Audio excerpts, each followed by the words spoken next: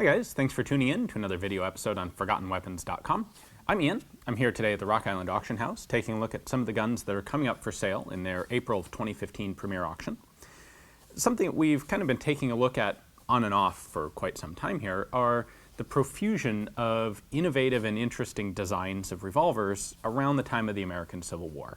This is when muzzle-loading revolvers, or muzzle-loading firearms in general, were generally being replaced by a wide variety of new cartridges. And a lot of this innovation was inspired or pushed by Rollin White's patent of the bored-through cylinder. So Rollin White actually patented the very concept of drilling a hole clear through the cylinder for a cartridge. Now he did that as an industrial efficiency improvement, but just a year or two later, it turned out people started developing rimfire cartridges that had to be loaded from the back of a cylinder, which required you to have the cylinder drilled all the way through, unlike percussion revolvers where the back of the cylinder was left intact with just a little hole drilled for the percussion cap.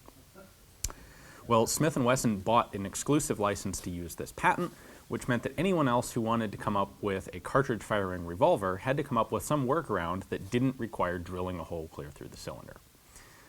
Or they could violate the patent anyway and just see how long they could get away with it before the law caught up with them. So one of the companies manufacturing revolvers around this time period was Allen and Wheelock. It was a cooperative joint venture between Ethan Allen and his brother-in-law Thomas Wheelock, and they made a wide variety of pistols. The company actually survived through a number of different name changes for quite some time. It's not as well known as Colt or Winchester, but it's certainly a very big, significant name in American firearms development. One of the designs that they did was called a Lipfire. This was one of the many different types of cartridge that were available before the centerfire cartridge became standardized. And a Lipfire, think of it as basically a rimfire cartridge, but there's only a rim on about an eighth of the circumference of the cartridge. So this had some manufacturing benefits, namely, you only needed a small fraction as much priming compound in each case. It wasn't that big of a problem for them to manufacture compared to rimfire, and actually it was a pretty good idea, especially compared to many of the wackier ideas that came out around this time. Now the problem was making a Lipfire cylinder required drilling a hole all the way through it, which certainly did violate Rollin White's patent. Well, Allen and Wheelock just decided to do it anyway.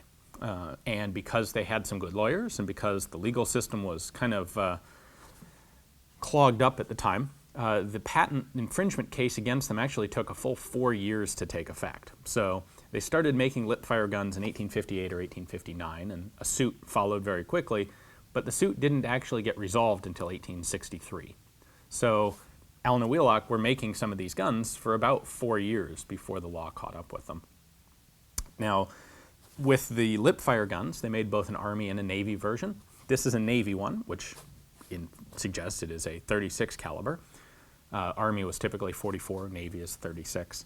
And they were hoping to get military contracts. Unfortunately, ultimately, they didn't. Only about 500 of the Lipfire Navy models were made. And so why don't I bring the camera back at this point, and let's take a closer look at what makes these a kind of interesting and different revolver. They have some neat features to them. So one would normally assume that a percussion version of a gun would come first and a cartridge version would come later. In the case of the Lipfire guns, that's actually not the case. They started making the Lipfire first, and when it became obvious that they were going to be shut down by the patent case, they actually converted the tooling over and started making percussion guns of the same design instead. The whole mechanism works just fine. It's easily adapted to muzzle loading with percussion caps, and so that's what they did. This one, however, is a Lipfire gun, so we can take a look at the way that it works. It's single action, so we have a half cock notch and full cock. For loading, put the gun at half cock, and then we have a cylinder loading gate right here with a little locking lever. So push this down, and then we can swing the loading gate open. This allows us access to the cylinder, which spins freely at half cock. And you can see these little indentations in the outside of the cylinder. That is where the lip of the Lipfire cartridges would sit. Then our hammer kind of looks like a rimfire hammer. It's got this big surface that would strike against the lip of the cartridge, set off the primer, and fire the cartridge. Now, because these guns were only manufactured for a few years, of course they only made about 500 of these, the Lipfire ammunition later on became rather hard to get. It obviously went out of production. So what happened to a lot of these guns, including this one, is they were converted to use rimfire ammunition as well. The way that was done was by milling out the cylinder, each head of each chamber. There we go, you can see it there. So that a complete rim can fit in there. This allows you to use the original Lipfire ammunition, where the lip extends out here. It also allows you to chamber rimfire cartridges of the same size, which is a very handy ability once you can't buy Lipfire ammo anymore. So that's done. That's a relatively common conversion on these guns. It's a little more difficult to find ones that haven't been converted. Now, case ejection on this, you'll notice the cylinder doesn't swing out, doesn't come out easily. We have an ejector rod right here.